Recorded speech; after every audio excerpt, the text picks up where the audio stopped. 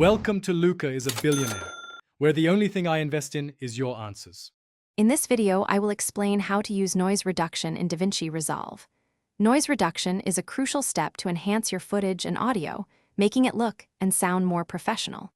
It helps eliminate unwanted visual grain and audio hiss, ensuring a cleaner final product.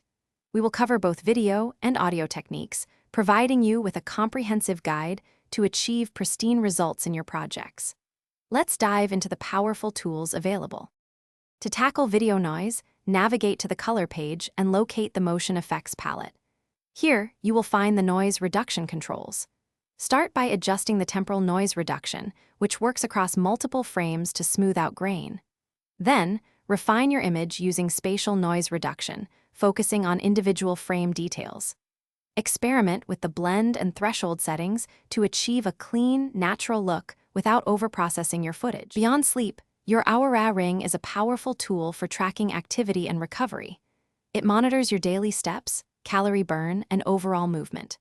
Crucially, it assesses your body's recovery through metrics like heart rate variability and resting heart rate. The app then gives you an activity score and a readiness score, both ranging from 0 to 100, to help you balance your workouts and rest, ensuring you're performing at your best. When applying noise reduction, remember that less is often more. Overprocessing can lead to a soft, unnatural, or muffled appearance in both video and audio. Always work on a duplicate of your original media to maintain your source files.